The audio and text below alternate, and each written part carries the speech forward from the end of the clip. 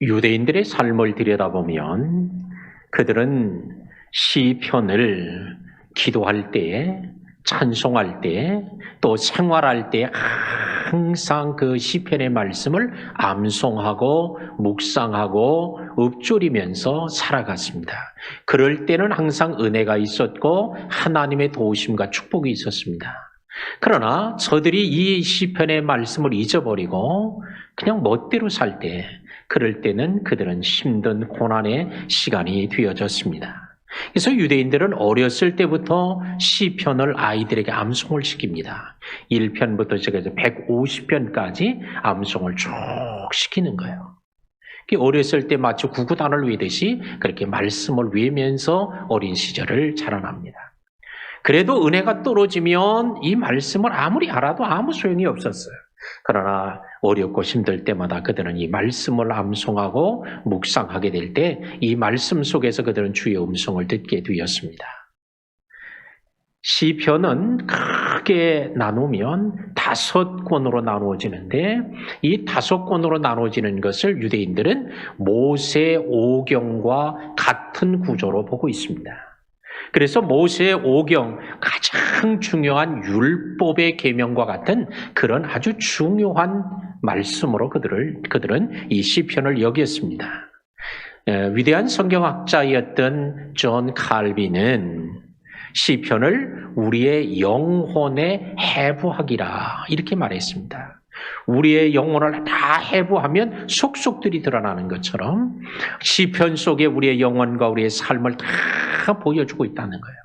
그래서 우리의 영혼도 육체도 모든 걸 찔러 쪼개면서 살게 하는 하나님의 능력의 말씀이다 이렇게 얘기를 했고, 종교개혁자 마틴 루터는 모든 성경을 축소해놓은 축소판이다 이렇게 말을 했습니다. 오늘 본문의 서두에 복 있는 사람은 이렇게 이제 처음에 시작을 합니다. 그래서 유대인이나 모든 성경을 읽는 사람들에게 진짜 복 있는 사람은 어떤 사람인가? 라고 하는 것을 1편부터 150편까지 가르쳐주고 있는데, 오늘 그 중에서 2021년 첫 번째 주일, 철을 따라 열매를 맺는 교회라고 하는 목표를 가지고 오늘 하루를 살아가게 될 텐데, 그 가운데도 첫 번째 달을 열매 맺는 달, 열매의 달로 이렇게 정했습니다. 그래서 열매 맺는 달에 철을 따라 열매를 맺는 사람이 이게 복 있는 사람이다 라고 하는 말씀을 오늘 하고 있습니다. 그래서 오늘 저도 이 말씀을 근거로 우리 모든 성도들이 참 어렵고 힘든 한 해를 살아왔지만 또 힘들게 또 한 해를 살아가게 될 것입니다. 이 힘든 때에 철을 따라 열매를 맺는 이런 복 있는 성도들 되어지기를 간절히 소망하면서 오늘 이 시간에 철을 따라 열매를 맺으며 말씀을 나누게 될 때 우리 성도들의 삶에도 이런 은혜가 있기를 주 이름으로 축원합니다. 자, 1절 말씀 보죠. 복 있는 사람은 악인들의 꾀를 따르지 아니하며 죄인들의 길에 서지 아니하고 오만한 자의 자리에 앉지도 않는다고 했습니다. 복 있는 사람은 하면서 아니하고 아니하며 아니하고 3번씩이나 안 한다는 거예요. 복 있는 사람은 자기가 하고 싶은 대로 다 하는 사람이 복 있는 사람이 아니라 오늘 해야 될 일을 할 수 있지만 하지 말아야 할 일을 안 하는 사람이 이게 복 있는 사람이에요. 그러나 우리는 생각하기를 내가 원하는 걸 다 해야 좋은 것 같죠. 그런데 성경은 복 있는 사람은 안 하는 것, 못 하는 것이 있는 사람이 복 있는 사람이라는 거예요. 뭘 못 하는 거예요? 하나님이 하지 말라는 건 안 하는 게 복 있는 사람. 하나님이 하라는 건 하는 게 복 있는 사람이에요. 그러나 악한 사람은 어떻게 해요? 하나님이 하라는 건 안 하고 자기가 하고 싶은 거는 하는 사람. 이게 악한 길이에요. 오늘 우리 성도들은 나는 이런 것도 못하나 저런 것도 못하나 불평할 게 아니라 오히려 그것이 하나님이 하지 말라는 일이어서 못하는 것이라면 오히려 그것이 은혜요 복인 줄로 믿습니다. 복 있는 사람은 뭘 안 해요? 악인의 꾀를 따르지 않습니다. 여기서 악인이라고 하는 단어는 라샤라는 단어를 썼는데 이 단어는 뭐냐? 하나님 없는 사람, 하나님하고 관계없는 사람을 라샤라고 그래요. 이렇게 하나님과 관계없는 사람을 라샤라고 하는데 우리말로 번역할 땐 그거를 악인이라고 번역을 했습니다. 악한 사람, 살인을 하고 강도질을 하고 남의 못된 짓을 하고 남에게 해를 끼치고 남의 피눈물을 나게 하고 이런 사람만 악인이 아니라 성경은 하나님이 없는 사람, 하나님과 아무 관계가 없는 사람, 하나님 말씀하고는 아무 상관도 없이 사는 사람, 이런 사람을 악인이라고 말하고 있다는 것입니다. 근데 이 악인이라는 단어는 본래 어디서 나왔냐? 소란을 피운다라는 단어에서 나왔어요. 그러니까 이 악인들은 항상 이 소란을 피우는 사람이에요. 그런데 오늘 복 있는 사람은 이런 악인들의 악에 동조하거나 그들과 함께 따라가지 않는다는 거예요. 이게 복 있는 사람이라는 거예요.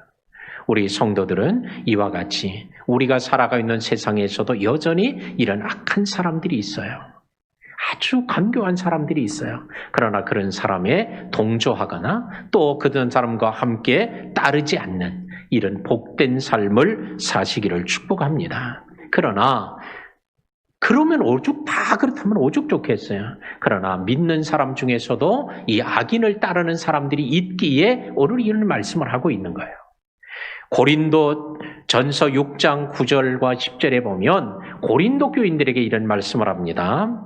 음행하는 자나 우상숭배하는 자나 간음하는 자나 탐색하는 자나 남색하는 자나 도적이나 탐욕 부리는 자나 술 취하는 자나 모욕하는 자나 속여 빼앗는 자들은 하나님 나라를 유업으로 받지 못하리라. 아니 왜 고린도 교인들에게 이 얘기를 해요? 이건 세상 사람들에게 해야 될 일 아니겠어요? 그런데 고린도 교인들에게 이 얘기를 해줬다는 것은 고린도 교인들 중에서도 교회에 나와 있으면서도 이런 사람들이 있는 거예요. 그런데 이런 사람들은 하나님의 나라를 유업으로 받을 수 없다는 거예요. 이런 악한 사람들에게 함께 동조하고 악한 사람들을 따라서 이런 악한 길을 가는 사람들이 교회 안에도 고린도 교회 안에도 있었다는 겁니다. 그러면 이게 고린도 교회 안에만 있을까? 오늘날 현대교회는 없을까? 현대교회 안에도 없으면 너무 좋은 일이지만 이건 오늘날 현대교회 안에도 있기 때문에 이 말씀을 오늘 성경에 두어서 우리로 읽게 하고 있어요. 그러나 오늘 복 있는 사람은 누구냐? 악인의 꾀를 따르지 않는 사람이에요. 악인의 꾀를 따르다가 하나님의 나라를 유업으로 얻지 못할까 두려워하면서 살아야 할 줄로 믿습니다. 복 있는 사람은 죄인의 길에 서지 않는다고 그랬어요. 또 안 한다는 얘기를 두 번째 합니다. 죄인의 길에 안 선대요. 이 죄인이라고 하는 이 단어는 본래 어디서 나온 거냐? 활에다 모여서 쏘죠. 근데 화살은 어디로 날아가야 돼? 관역으로 날아가 관역을 맞추든지 아니면 짐승을 향하면 짐승을 잡든지 그 목표한 대로 날아가야 되는데 이게 화살이 엉뚱한 대로 날아가는 거야. 요거를 말한 단어에서 본래 유래되었습니다. 우리가 하나님이 우리를 창조하고 하나님의 형상대로 만들어주셨으니 하나님 뜻대로 살아야 될 거 아닙니까? 하나님 말씀대로 살아야 되잖아. 그런데 하나님 말씀대로 살라고 하는데도 말씀대로 안 살고 엉뚱한 대로 삐뚤어진 길로 가는 거예요. 이게 죄인이라는 단어입니다. 제멋대로 가는 거예요. 엉뚱한 대로 가는 거예요. 고대 에베소 도시에 에베소를 고고학자들이 발굴해 보니까 에베소는 큰 도시요 소아시아의 수도 역할을 한 도시이기 때문에 엄청나게 크고 번성한 도시입니다. 그런데 이 소아시아 에베소에 많은 도서관들이 있었다는 거예요. 그러니까 많은 정보가 거기 있었습니다. 많은 지혜자들이 그곳에 와서 그 정보 책을 보고 많은 지식을 습득하고 지혜를 얻어갔습니다. 많은 도서관이 있었는데 도서관만 있는 게 아니라 도서관 근처에 유흥가 또 몸을 파는 홍등가라고 그러죠. 이런 사창가들이 그 주변에 많았다는 거예요. 고고학자 발굴해 보니까. 그래서 사람들이 어디 가느냐고 물으면 그들은 나 도서관에 책 보러 공부하러 간다. 이러고 가면서 어디로 가요? 새 가지고 사창가로 가고 또 삐뚤은 길을 가가지고 유흥가로 가고 그랬다는 거죠. 그리고 어디 갔다 왔냐? 그럼 나 도서관에 갔다 왔다는 거예요. 공부하고 왔다. 이런 일들이 많았다는 거죠. 그러니까 이게 도서관으로 가는 건지 혹 사창가로 가는지 유흥가로 가는 건지 같은 길로 가니까 이게 구분이 어려운 거예요. 근데 도서관으로 가는 사람의 마음에 어디로 가야 될 건가 누가 정해요? 자기 마음으로 정하죠. 유흥가로 가는 같은 길을 가도 어떤 사람은 유흥가로 가고 어떤 사람은 도서관으로 가는 거예요. 이런 일들이 고대에 많았다는 거예요. 근데 이게 가다가 삐뚤어진 길로 가는 거예요. 입으로는 도서관으로 간다고 해놓고 엉뚱한 데로 가는 거예요. 입으로는 믿음으로 산다고 하면서 삶을 엉뚱하게 사는 것, 이게 바로 죄인이라는 단어예요. 그래서 죄인의 길에 서지 않는다는 거예요. 죄인들과 함께 가지 않아요. 삐뚤어지고 엉뚱한 길로 가지 않는다는 거예요. 하나님 말씀대로 가는 이런 삶을 말하고 있습니다. 베드로후서 2장 15절에는 그들이 바른 길을 떠나 미혹되어 부올의 아들 발람의 길을 따르는도다 그랬어요. 바른 길에서 떠났다는 거예요. 바른 길에서, 진리의 길에서 떠나. 그러니까 초대교회의 성도들 중에 바르게 믿다가 진리에서 벗어난 엉뚱한 데로 가는 사람이 있다는 거예요. 자, 요게 바로 죄라는 단어입니다. 근데 죄인의 길에 서지 않는. 오늘날에도 믿음으로 잘 살다가 마지막에 엉뚱한 데로 곁길로 가는 사람들이 있어요. 신천지로 쫓아가기도 하고 또 하나님의 교회로 가기도 하고 엉뚱한 데로 막 가는 거예요. 그러나 그렇지 않은 게 복 있는 사람이다. 우리 지금까지 이렇게 믿음을 지켜오게 된 것만 해도 은혜지만 오늘 주님의 나라가 임할 때까지 곁길로 새지 않고 바른 길과 진리요 생명, 유일한 생명의 길 대신 주님만을 따라 바르게 가는 성도들이 되기를 축복합니다. 복 있는 사람은 또 뭘 안 해요? 오만한 자들의 자리에 앉지 아니한다는 거예요.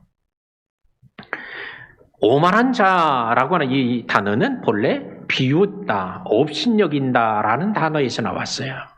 그러니까 오만한 사람은 뭘로 나타나요? 남을 비웃고 또한 업신여김으로 나타난다는 거예요. 그러면 그 뿌리가 뭐가 있어요? 오만함이 그 속에 있다는 것을 우리가 알 수 있게 됩니다. 소돔과 고모라가 멸망할 때에 롯의 사위들이 장인 롯의 말을 안 듣습니다. 이 땅이 멸망할 거니까 다 정리하고 그리고는 이제 내일 아침 되기 전에 나가자. 그랬더니 농담으로 여겼다라고 비웃습니다. 하나님의 말씀을 장인을 통해서 말하고 있는데 장인의 말을 무시한 게 아니에요. 하나님의 말씀을 업신여긴 거예요. 그러다가 결국은 멸망하고 말았습니다. 골리앗, 다윗이 물맷돌과 막대기를 가지고 나올 때 비웃습니다. 그러나 이는 하나님의 말씀을 듣고 골리앗을 대적하러 나가는 오늘 다윗을 비웃는 게 아니라 그를 보내신 하나님을 비웃고 조롱했던 거예요. 결국은 그는 물맷돌에 맞아서 엎드러져 죽습니다. 산발랏, 도비야, 게셈이라는 자가 느헤미야가 예루살렘 성을 세울 때 비웃어요. 뭐라고 비웃어요? 야, 그것도 성이라고 쌌냐? 거기는 여우만 올라가도 무너진다. 그리고 비웃었어요. 결국은 그들은 하나님의 심판을 받습니다. 하나님이 하시는 말씀, 비웃는 것, 이게 오만한 자의 특징이에요. 하나님의 사람을 비웃고 조롱하는 것, 이게 오만한 자의 특징이에요.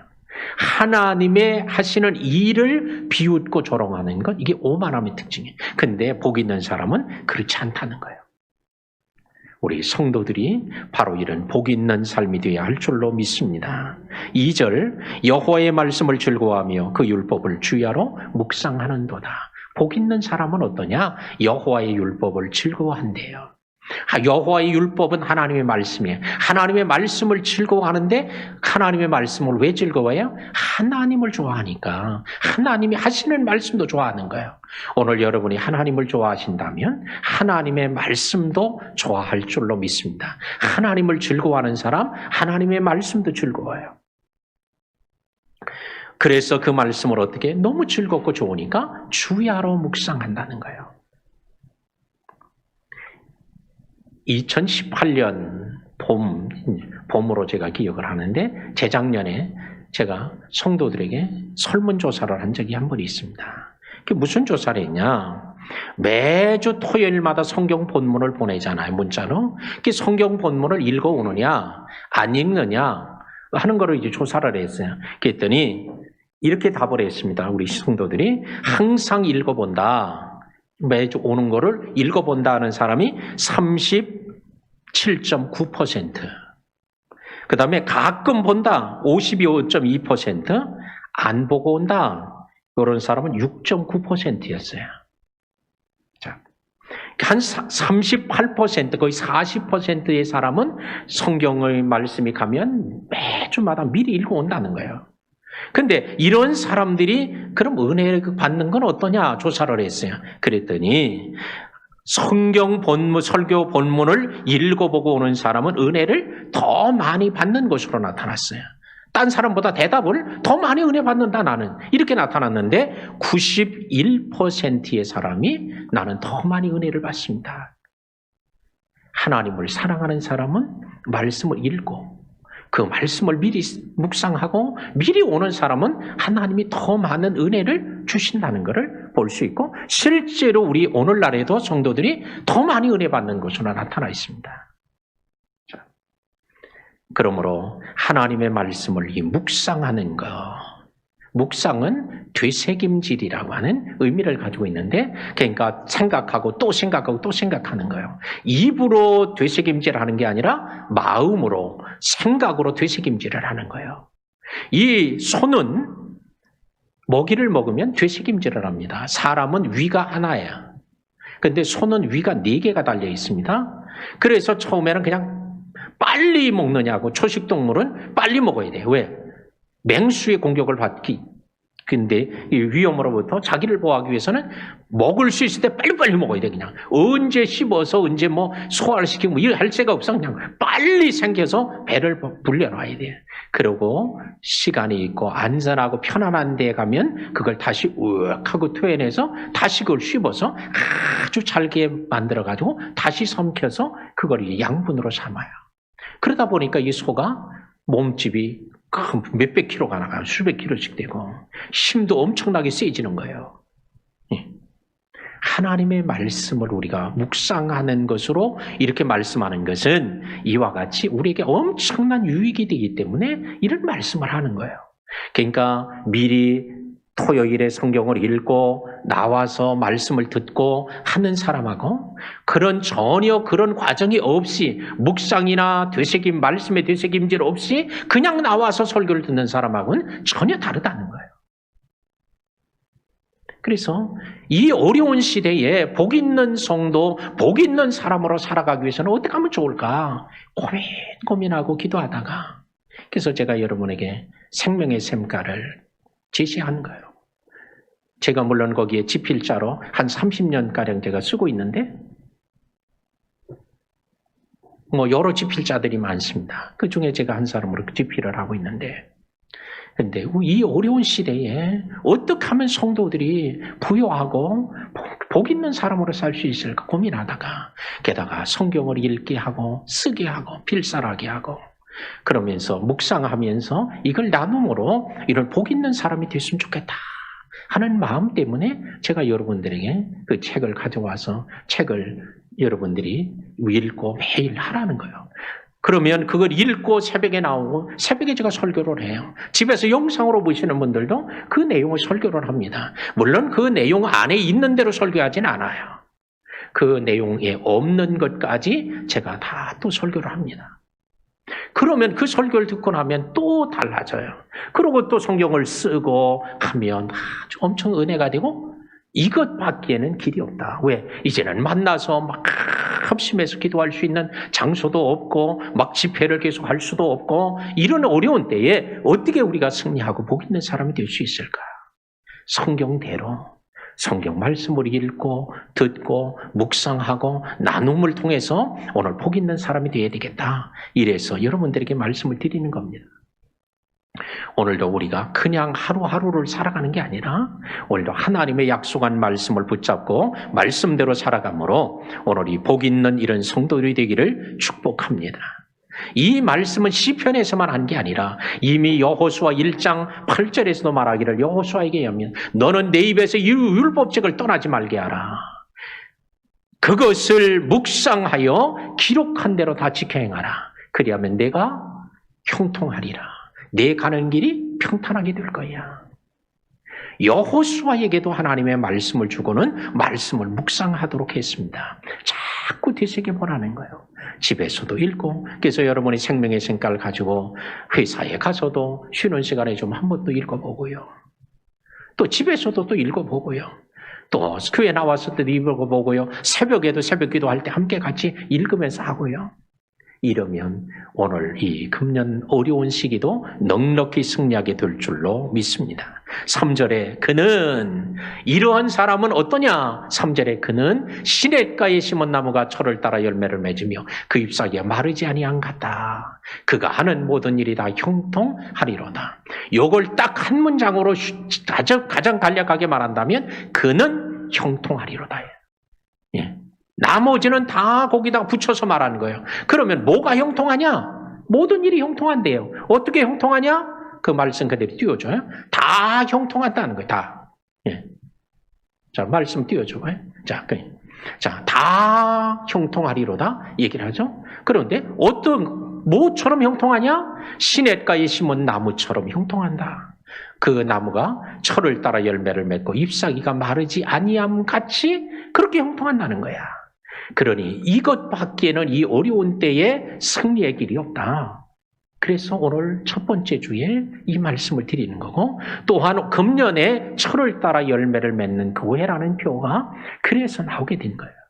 이 어려운 시기를 예상하고 어떻게 하면 이 어려운 때 이길 수 있을까?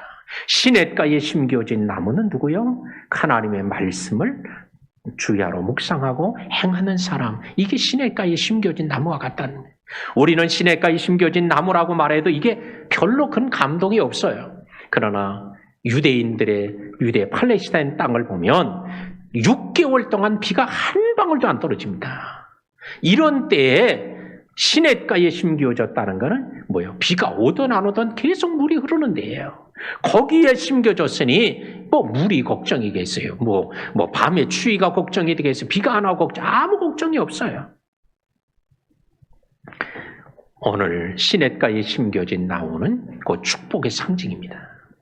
오늘도 저와 여러분이 시냇가에 심겨진 나무가 되기를 원하지만 나무가 되는 방법은 뭐냐? 하나님의 말씀을 주야로 묵상하며 그 말씀대로 사는 게 이게 시냇가에 심겨진 나무가 되는 복입니다. 이런 복이 있게 되기를 축복합니다. 자, 4절에 보니까 악인은 그렇지 않으며 오직 바람에 나는 겨와 같다 그래요.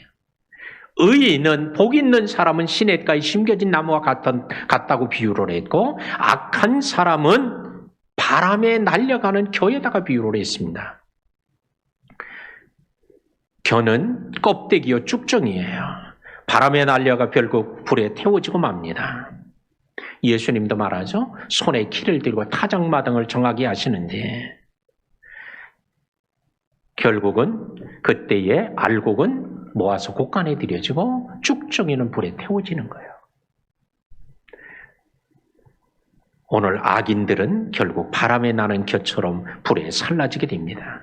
5절과 6절을 봅니다. 그러므로 악인들은 심판을 견디지 못하며 죄인들이 의인들의 회중에 모임에 들지 못하리로다. 무릇 악인들의 길은 의인들의 길은 여호와께서 인정하시나 악인들의 길은 망하리로다. 자, 악인들이 의인의 모임에 들어갈 수 없습니다. 고라의 자손들이 고라의 일당과 동조하는 자들이 출애굽의 축복을 누릴 수 없었어요. 함께 출애굽을 했어도 출애굽의 복을 누리지 못해요. 가룟 유다가 12제자의 하나가 되었지만 12제자의 영광을 누릴 수 없었어요. 아나니아 삽비라 초대교회의 성도요 헌신한 자였지만 그러나 초대교회의 영광을 누리지 못했습니다. 악인들은 결코 의인의 모임에 들어올 수 없고 그 영광을 누릴 수 없습니다. 의인들의 길은 하나님이 인정하지만 악인들은 결국은 하나님께 버림을 받습니다. 이 땅에는 두 종류의 사람이 있습니다. 복 있는 사람이 있고 악한 사람이 있어요. 우리는 어떤 사람입니까? 오늘도 우리가 교회만 나왔다고 해서 복 있는 사람이 아니라 나온 자체가 은혜요 복 있는 사람일 가능성이 훨씬 크죠. 그러나 몸만 나오면 그렇지 않아요. 오늘 하나님의 말씀을 주야로 묵상하는 자가 이런 복 있는 사람이 될 줄로 믿습니다.